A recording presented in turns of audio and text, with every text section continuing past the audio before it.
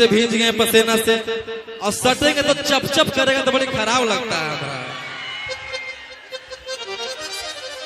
चिपचिपाहट टाइप की लगी तो सटेगा तो फिर दिक्कत हो जाएगा मुझे। सब पसीना, क्योंकि गर्मी बहुत ज्यादा है, हम सटना नहीं चाहते हैं भाई, हम सट सट के थक गए हैं। अब कितना सटे यार, दिन भर प्रोग्राम करना है तो सटना ही है, गाना करना है तो सटना ही है, और बाकी तो कैमरा के बाहर जान में करते हैं आप लोग।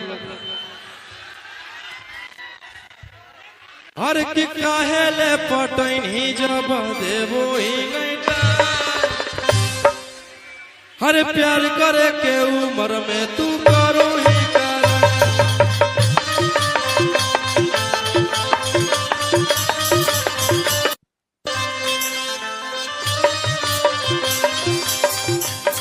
हर काहेले पटैन ही जब देवो ही गईटा, प्यार करे के उम्र में तू करो ही कर।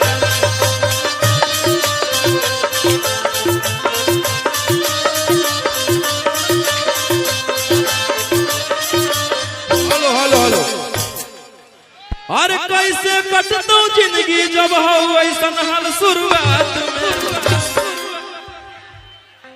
हेलो हेलो भाई भाई भाई, हेलो बउआ बउआ, लड़ाई मत करो, लड़ाई मत करो। अरे रहियो ना अकेले, सौ सौ गुंडा रहो साथ में,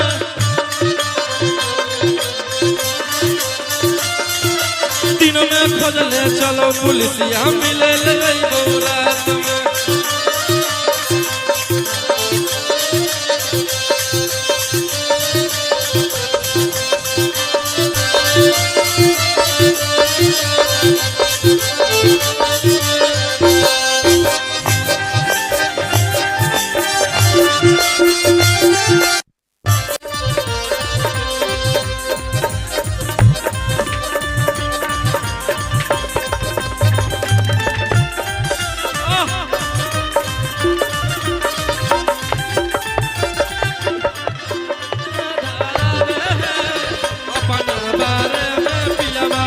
अपना बारे में पियावा कुछ ना बतावे रे।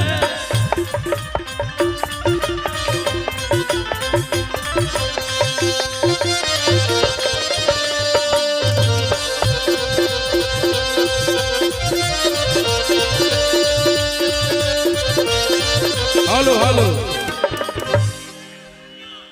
देखिए एक तो पूरा पानी से भींज गए पसीने